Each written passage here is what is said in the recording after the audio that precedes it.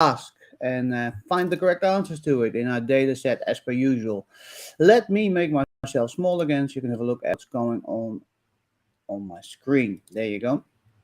So bias mitigation here in the middle, that's our main topic we're covering today. And bias mitigation, of course, is the process of reducing or eliminating bias that can be found in data and algorithms to ensure more equitable decisions. That's what we're after here. Now, when we do that, we need to cover a lot of areas and we need to look at a lot of control data to make sure that we're doing the right thing here. We need to look at inclusive leadership, ethnic bias, diversity training, workplace bias, leadership bias. Do we have explicit bias, gender bias, stereotype threat, fairness evaluation, model calibration, education bias, ethics in AI, transparency methods, and judgment bias, for example.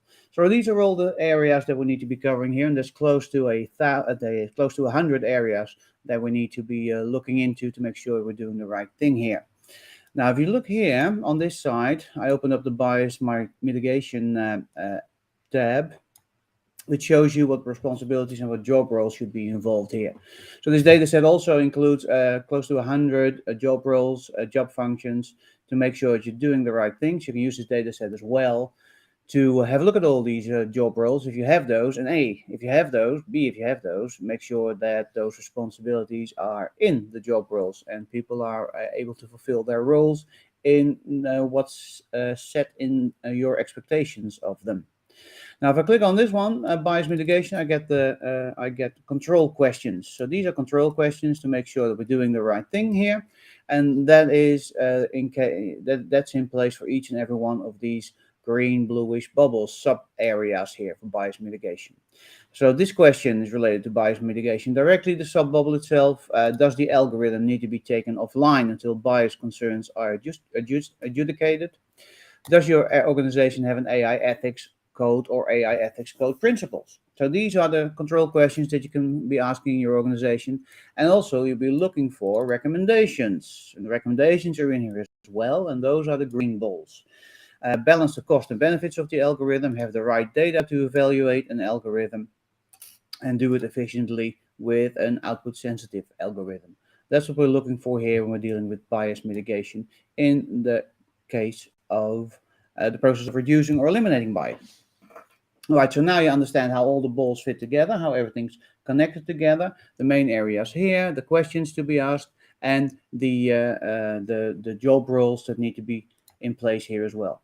Now, those job roles, I can pull one out, for instance, and I just said that it'll give you ideas of what needs to be involved in a job role as well. That's in here as well. So there you go. I just opened up the data analyst ball, and it gives me bubble, and it gives me all the questions that I need to be asking of the data analyst function, data analyst role, and the green areas are the recommendations to make sure we're doing the right thing in bias mitigation. So bias mitigation is important. We need a lot of roles in place to make sure we're doing the right thing here. If you look at those job roles that are in need to be in line with bias mitigation, need to make sure that we're covering all the work that's in there, that's done in the right way. Compliance manager, product designer, equal opportunity officer, policy researcher, statistician, equal opportunity specialist for employment, user researcher, data privacy officer, diversity and inclusion manager. And I'll just pan over it a little bit so you can have a look at what type of job roles, functions we need to be covering when we're dealing with bias mitigation, or people that actually need to be aware of bias mitigation in their work, in their functions. So it could be an AI developer, could be an HR specialist, a hiring specialist, anyone that deals with data, basically, because it's so easy to have bias encroach up on data in your data sets. And that's what we need to be aware of. Here, that's where we have AI engineer, questions to ask of the AI engineer. What you also see in these questions here is that they all start with a number. Now that's the prioritization number that's in these questions. So all the questions that are in here, and there are, let's look at the data set, there's 354 essential questions regarding bias mitigation you can ask in your organization and of your staff to make sure you're doing the right thing. And they're all organized and prioritized against each other.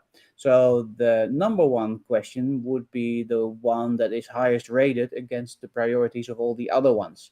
So we have an algorithm running that checks each and every question against all the other questions and prioritizes it accordingly. And in that way, the highest question comes bubbling to the top, so the highest prioritized question. So this one's number 20 out of 354, and this is 28 out of 354. And that's how we end up with the top 7 most important questions to ask in bias mitigation, which we'll get to after I've shown you this one.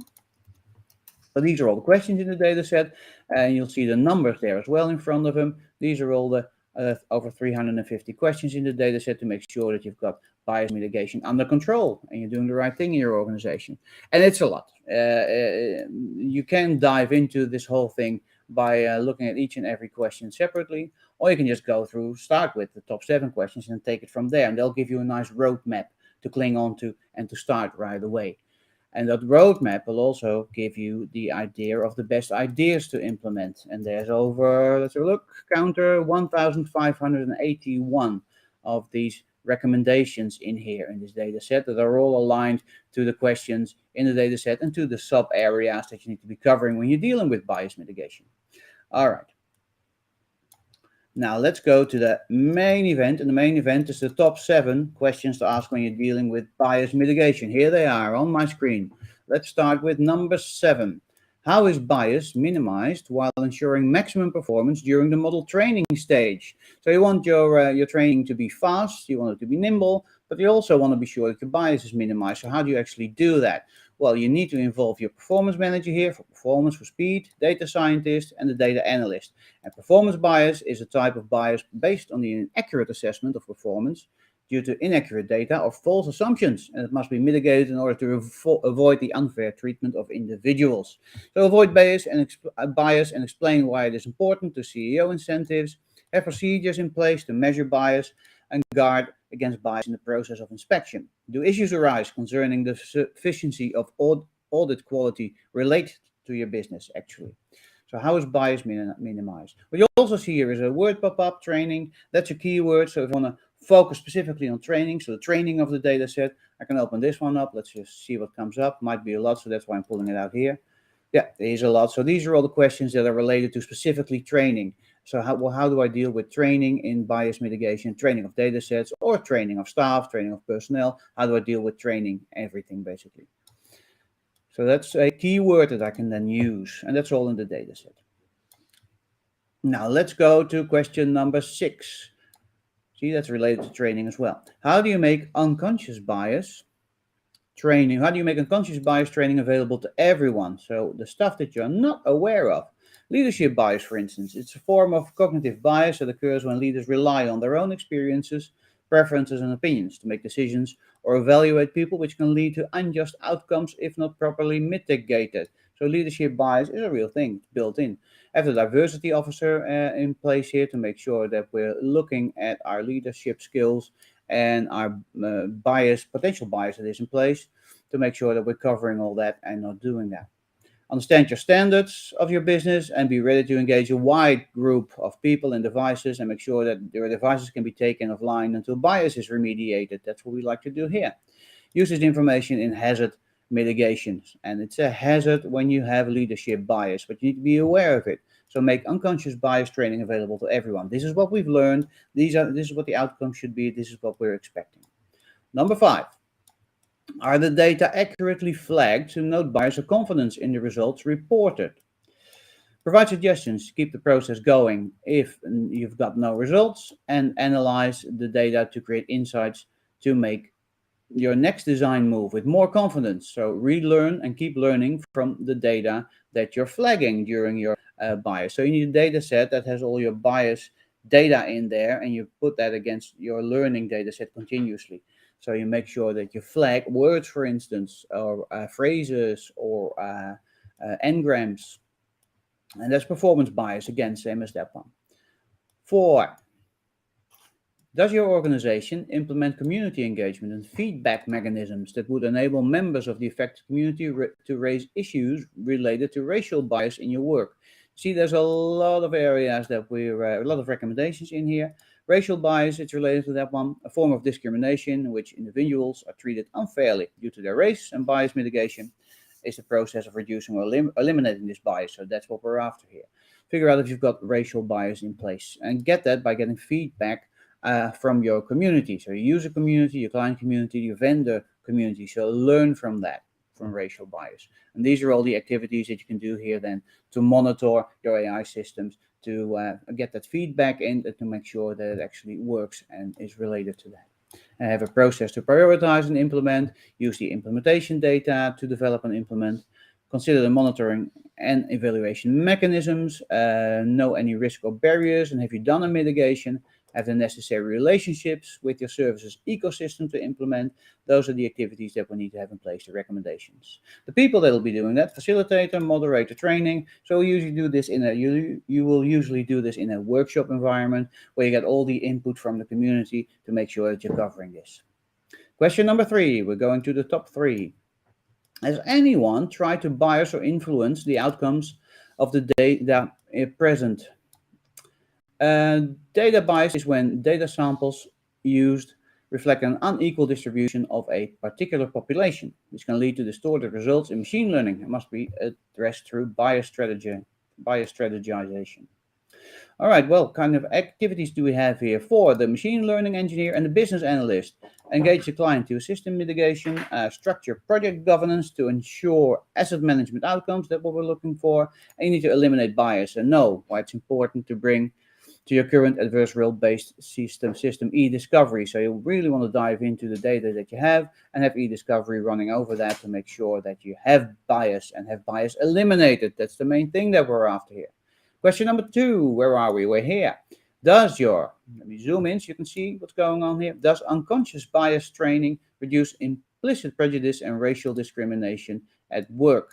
All right, do we have that in place? Let's have a look.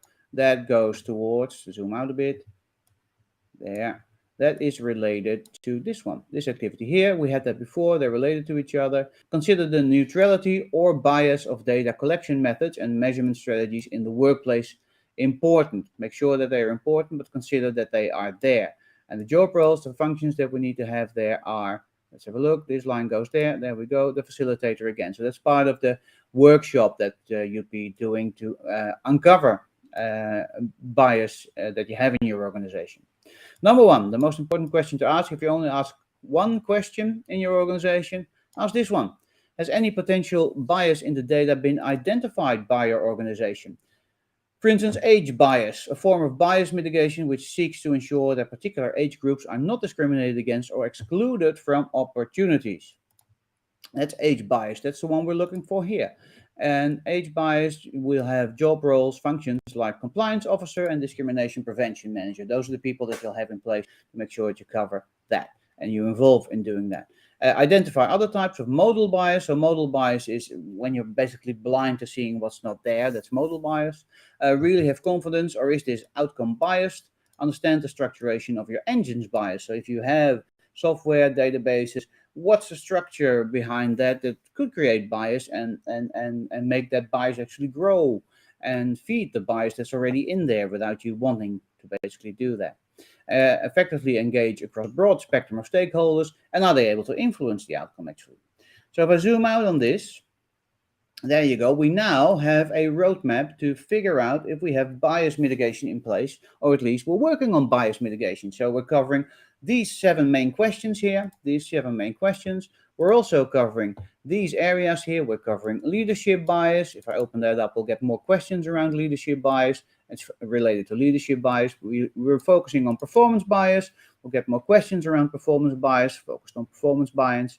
We're focusing on, what's the other one here? Racial bias.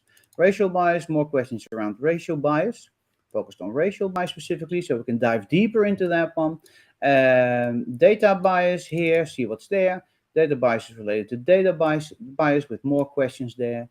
And age bias, those are the most common forms of bias that we can have in our data sets and in our organization. Leadership bias, age bias, data bias, racial bias, out of all the activities that we can be covering and making sure that we're not doing in our organization and in our data sets. So this is specifically all this data to go through in your own organization, obviously your teams, the people that you work with, but more importantly, maybe in the data systems that you have in place to make sure that bias doesn't creep in and bias is not continuously enhanced in the data set bias.